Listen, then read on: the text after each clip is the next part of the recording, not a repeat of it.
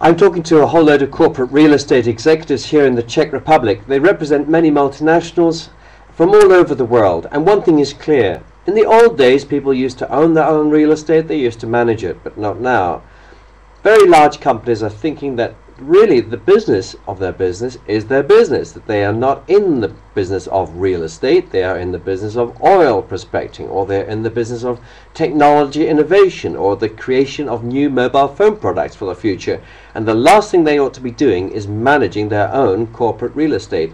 Why should they be thinking about their own offices, where they're located, or how they are managed, or who's cleaning the toilets, or who's managing the reception, or who's going to improve the energy efficiency, or anything like that?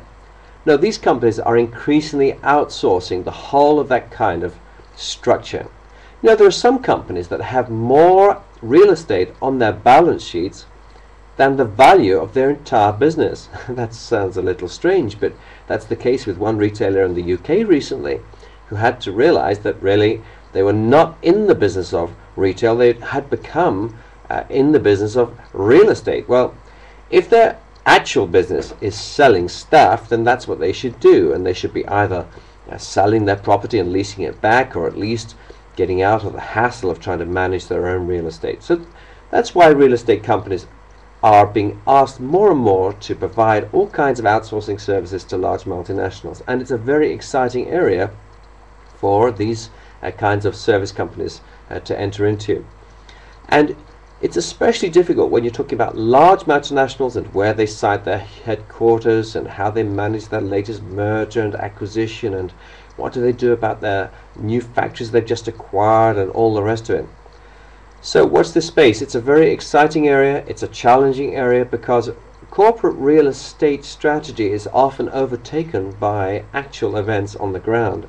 You see, it can take 5 or 10 years to begin to think about a new HQ, buying the land, getting planning permission, building the great facility, moving everyone in, consolidating all the rest of the operations, and then the final shakeout.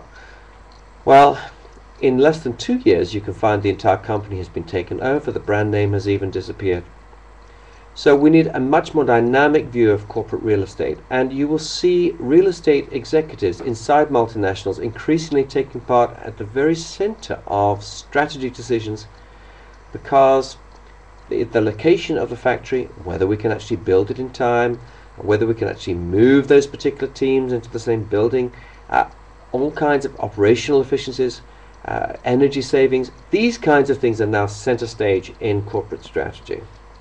So we will see, I think, in future much more joined up thinking about corporate real estate, and it's about time, because this has been a Cinderella kind of area where very little innovation has happened for a long time, and now there's a big catch up.